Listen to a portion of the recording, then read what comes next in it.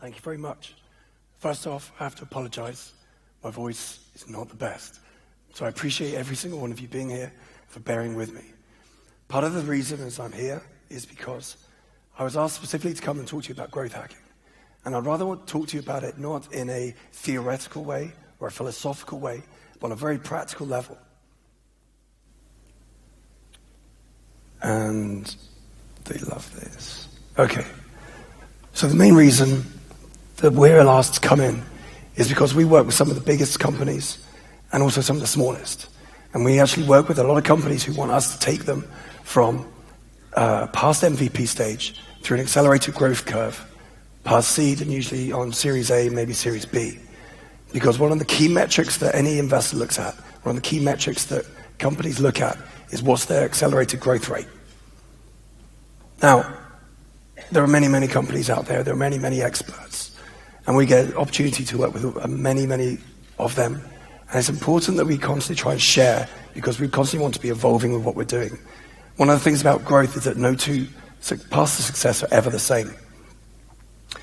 So a lot of traditional digital media companies and agencies that are out there, they basically focus on the ones in the yellow dots, the ones in the yellow circles, excuse me.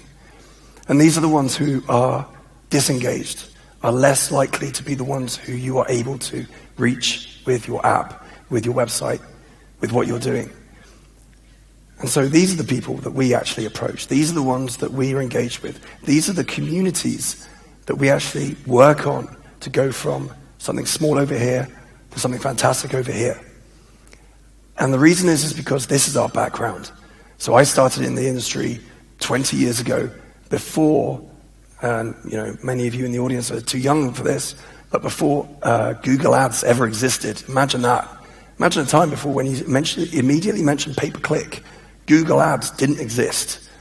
And I was fortunate enough to be on the sidelines when it came in, when you only had an option of pay-per-click, when it was a system called Overture, which looked at MSN, or the Yahoo version. Well, I'm showing my age a bit, but that's why we actually get in. But I'd like to be very practical today. And so first thing I would like to do is trying to answer a specific question that every single person here is trying to understand. When we had Gary Vee in here yesterday and I was interviewing him on stage and I had an opportunity to talk to him afterwards, we were both saying about how difficult it is for people, anyone starting in this industry right now, to actually look at how can you develop a customer acquisition strategy. And so what our default is, we tend to go with, oh, well, it worked for these guys over here, so let's just copy that. Or, oh, look at the user acquisition costs that these guys have over here. We should be aiming at that. If that was true, then why aren't there many, many Facebook companies sprung up everywhere that are exact copycats, following the same growth trajectory, following the same growth curve? So we're going to conduct a little experiment here. If you're all keen and interested in that, and I hope you are, you'll indulge me at least. So first off, what I'd like you to do is take out your phone. You've all got your phone? I'm sure you've all got your phone in your hand as it is, probably tweeting something. It can be very nice, or it can be just saying, get this man a Strepsil. But first thing I would like you to do is to actually go to Ross Kingsland 1 and follow me on that. It's all right, don't worry, there's no catch. You can unfollow afterwards if I am that repellent as a Twitter person. That's absolutely fine. So one of the things you've done so far is you've already gone and bing, bing, bing, bing, bing. People are already starting to follow me. I appreciate that. Thank you very much for being involved in the experiment. This is just an experiment. Nothing going to happen afterwards. I promise you that. So this is roughly kind of where we were, 46,000.4. With the number of people in here, it will budge to an extent. But what I'm trying to show you is how does this actually work in real life? Now, the second part of the experiment is now we've established a baseline, okay? A best case baseline, potentially. Now, the second part of the experiment, which is important, is that we went test it to see if it's replicable. So the next part I would suggest you to do is to go to Social Thunder and then follow that. You have 10 seconds. I've got a clock here and it's timing down, so I know it's 10 seconds. So once you've done that, so it's always weird when you see this coming in. I remember I did a growth hacking thing. I purposely stirred up a bit of controversy on social media for the San Francisco 49ers. I don't know if you're familiar with the American football team, and I just met their owner. And I posted a photo, and we were talking about some stuff we were doing. And it's that kind of thing where you test out assumptions that you have and just see what happens. So I'm a 49ers fan, but they weren't doing very well. And I posted something on social media, and it was complimentary about the owner. And oh my God, the tirade of abuse and hatred that I personally received on Twitter was phenomenal. And in that one day, I'd received 20,000 tweets, likes, or if they could have disliked it, they would have done, and violent hatred directed at me in the reply to. Thankfully, it's not as bad as that, but I appreciate you experimenting with me. So Social Thunder is the name of the company. And like I say, you can unfollow. But my reason being is they were trying to look at this as an experiment. So now going to the Social Thunder, we see that the number has moved up as well. Now, it hasn't moved up as much as it did for Ross Kingsland. So the real question here, which we're trying to answer, and I'm trying to prove this in real time, that no two strategies are ever the same or ever have the same results. So the strategy that you read, that someone up here will tell you about, is the key to success, would work for them. But that doesn't mean they haven't tried many, many other strategies so they've reached that. And unfortunately, that also means that same strategy isn't going to work for you. Man, I know I'm the bearer of type bad news, right? But it's true, isn't it? No two paths to success are ever the same. We're always told it is. We're always told, hey, take my swipe file of this that converts like crazy on our email campaign or on our social media. Copy it for me. It doesn't work, okay? And the reason is because you haven't tapped into your own community and understood that. The determining factor in all of this is how you apply psychology. And it's something that isn't really understood or talked about very widely. You have people like Gary Vaynerchuk, who stand up here. Now, he intuitively understands and knows psychology very, very well. I didn't. When I started off, I had to learn it, I had to study it, and I had to spend a lot of time and money really understanding it. Because once I understood how people think, how consumers behave, not on a metric, but in a very scientific way, then I could start to maneuver that, and that's important. This is Dr. Robert Cialdini, the gentleman in the middle. I don't know if you know his book, Influence, the Psychology of Persuasion. I recommend it to absolutely every single person that this is one of the books that you should commit to memory, that you should own and have imprinted on the inside of your eyelids. Dr. Robert Cialdini and I have spoken over many years, and he's actually helped me in actually developing growth hacking models. And one of the things that I'm here to do today is actually give you one of the growth hacking models, or at least a psychology of how you can use it in your business today, this afternoon, right now. Because one of the questions I'm trying to constantly understand is not what happened, but why did it happen? So the 6 principles of influence, which is something to think about, is essentially summed up in this, and I'll quickly run through them. Let's just use the example that we all just experimented with about following 2 different social media accounts. Now, the one for me, when you signed up, most people signed up to it straight away. Now, why did you do that at all? Generally, it's because I have some kind of authority, mainly because I'm just on the stage. It has no reason, if any single one of you were on stage and you were telling someone, the audience, to do the exact same thing, you would come on that level of authority. By that power of association, by being up here, people think, he must be up here for a reason. He must be really good. So they start to be influenced by that. This is on a very subliminal level, okay? So you've always got filters going, I won't be hoodwinked by that. I won't be taken in by this, which is why there's many, many factors and always more than one. The second one is social proof. On Ross Kingsland 1, for example, there's 46,000 followers. So that's quite a decent-sized number, okay? If there's 46,000 people following this guy, there must be a reason. Maybe I should follow him as well. On Social Thunder at the moment, we've only just set up that account. That's got 3,500 on it. Well, there's not as many people following that. Maybe it's not as good. What happens then on like Twitter, we're using Twitter as an example, what happens on Twitter if If you go and follow somebody and they've got more people that they're following than they have followers, what's your immediate mindset? They're a bit desperate. They're one of those kids at school who are like, oh, be my friend, be my friend. You're like, you're not the cool kid then, right? It just happens. We're all big kids at heart. Maybe you like me for some reason. Maybe you're just taking a bit of pity on me, thinking, who's this loser with this bad voice? But maybe there's some level of liking. Look at Gary Vaynerchuk. He plays on his ability to get people to love him and embrace him. I mean, walking along from here afterwards to where we did the interview, and the amount of people flocking over to him, Gary, I love you, you changed my life. I love what you did, thank you so much. It was amazing. It's impressive. That's an influencing factor. And in the same way, with the example I gave earlier with the 49ers, hatred is also a very powerful motivator. Reciprocity, I don't know if you're familiar with this, with one person who, if they give you something, you feel obliged to give something back. It's very, very simple. If you throw a party, oh yeah, you come around to us, we'll throw a party next time. Very, very simple. Commitment and consistency. Are you constantly doing the same thing, or do you scattergun? If you're consistent, people trust you, because that boils down to our evolutionary biology, where if something is erratic, or doesn't move properly, or is dangerous because you can't work out how it moves, you tend not to trust it. And it's your primal instinct telling you this, and it should be. That's how we've survived as a species until now. So we look for things that are regular and consistent, and then we can go and say, yeah, I trust that person. And lastly, scarcity. If there's a time scale on something, I've only got like 13 minutes left. If there's a short-term window, if there's a limited number, the question is then, right, I've got to get in there first, because it's this fear of missing out. And that's one of the key investors that every single investor and VC has, is they're driven by a fear of missing out.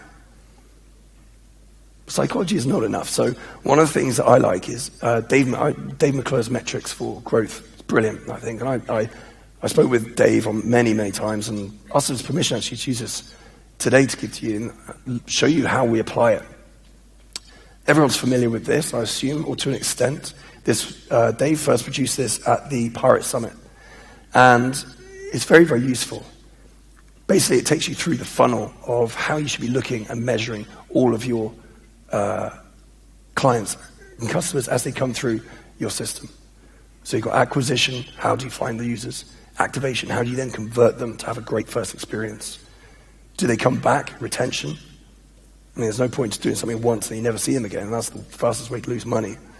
Can you make money on it?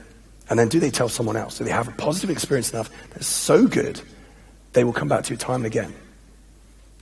So at the moment, we've got now two different principles for what we're going to do. And this is it. This is your growth hacking toolkit. And I'm going to run through an example on how you can apply this. So on one side, you've got the Dave McClure's growth startup metrics. And on the top, you've got Dr. Cialdini's psychological influences. Now, the reason why we developed this specifically was because we would constantly come up with, time and time again, every single client, no matter how big or how small, they would come up and talk to us and they'd say, social media, we've tried that, it doesn't work. Twitter, we've tried that, it doesn't work. Snapchat doesn't work. Our email marketing is great. This is good, that's shit. Doesn't really matter. And then you would actually ask them specifically, why is it? I'm not interested. If your metrics are going up and down, if your conversion rates are going high or low, you need to understand why. And fundamentally, that boils down to the psychology of the person you're actually trying to influence, who's actually receiving these messages. And the difficulty is when you probe people and you try to understand what their understanding is of what are the influences that factor the decision-making process of each of these on a very real scale. They can't quantify it. Now that's scary because you can't build a business on that. You're essentially relying then on just your gut. And if one thing I know with every single company I've worked with, the people who trust their gut generally are the ones who go bankrupt. So metrics are key. Let's just take you through one. Obviously I haven't got time to go through all of it. But let's look at a social media channel. Okay? The authority, as we started to talk about at the beginning, respected endorsement. So maybe, for example, when you saw Ross Kingsland won, there was the blue tick of Twitter. So I'm verified, I must be important, okay? You can all, right now, go and get your Twitter account verified, all right? Simple. There's forms. You don't have to have any referrals. You just have to put in a little bit, put some blurb about why you're important enough under Twitter's, anointing you as special, and you're in. The size of the platform we talked about earlier. Is it a big following you have or a small following you have? Very, very important. And you can move these numbers around as much as you like. Third one, likable. Do you have a relatable strategy? Is your voice consistent with how you're trying to reach your market? Are you talking to your market, excuse me, are you talking to your market in such a way that you're turning them off? And maybe that's your strategy. Donald Trump has very, very effectively demonstrated how this works. So in one aspect, he will put forward views that will divide followers. And so his followers who hate him will do everything they can to ridicule him and discourage him and villainize him. But those who love him will crawl over cut glass for him. There's very little middle ground. And it's a very good strategy. We may not approve, we may not like it. The question is, does it work? That's the only question you need to be thinking of. Not do I think if this is right or if this is wrong. Does it work? And it's a hard question. Reciprocity is something, give something away. Give something away of value. I usually see so many companies say, oh, we've got this lying around, or this little bit of kit, or this over here, let's just give that away as a freebie. And you're like, did they ask for it? Do they want it? Does it help them in any way? I seriously doubt it. So me standing up here today, for example, I'm giving you a toolkit that every single person can now go and use. I've told you the books, I've told you the studies, I've told you the thinking. So I'm giving something away that is genuinely very, very valuable because I want you to have it. I want you to succeed. And then by doing that, you start to develop trust. With consistency and commitment, one of the things as well you're doing is if you have a consistent message across social media, I'm going to talk about social media in this example, but it has to be consistent. So is your social media language, for example, consistent with the internal language once they get into whatever your company is? Is it the same kind of language for your investors? Is it the same kind of language for your clients? Is it the same kind of language for your suppliers? The companies that do the best have consistency all the way through. And then, like I say at the end, a limited offering or some scarcity, something that causes them to have a time constraint that they have to act now. Because there's no reason. Time constraint, for example, could be that I'm only here for the next 6 minutes. Maybe that's a good thing for you guys. Maybe you're like sick aside of me already. But the thing is that a time constraint that I've got on me? Absolutely. I'm thinking, how can I give you guys as much as possible? You might be thinking, I've only got 6 minutes more of this guy. How many more photos can I take? Okay? Well, I've got an answer for that later anyway. But one of the problems is that we then get to a stage where many people think it's in isolation. So let's just take example the social media as we continue in this. Now, what many people will do is that they just think one thing in isolation. Oh, it didn't work. One hashtag didn't work. Let's try the authority thing. Didn't work. Well, my thing is that, once you've done one experiment, then you've got to try another experiment. And then you put those two experiments together. Is there a difference? Is there a multiplying factor that then causes your growth rather than one working in isolation? Now, I'm not saying, actually, interestingly, that you need all 6. I'm not saying that at all. It may not work like that for your community, but it might. And the question is, if you don't know the answer, you haven't asked the right question. Further things to think about is the sequencing. So when we go back to our example at the very beginning, where I asked you to take out your phones and to follow me on Twitter, what was the sequence that I did that in? I asked you to follow my name first, and then I asked you to follow Social Funder. Why? Think about how many customers you have who are on Twitter, who are receiving emails, who are receiving outbound stuff, who are receiving broadcasts, who are receiving blogs every single day. Yours doesn't appear in isolation. You have to try and also think, how does your message sit in amongst the noise of everything else that's going on in their world right at that second? Do they care if you turn up? It's interesting on the app we've got here. You can tell who the ones who have got an idea of like psychology, just saying, hey, come to our stand and give some stuff away. Great, so what? If you look watching the feed, that's real life. That's how quickly information comes in and out of your life. If someone's just saying, oh, come see us, we'll give you some free sweets.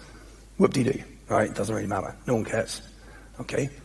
But what's the sequence that appears in, okay?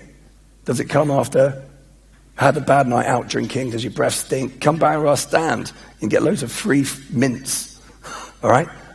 Okay, yeah, that's not a bad idea. Timing, coordination. We talked about MVP or growth hack.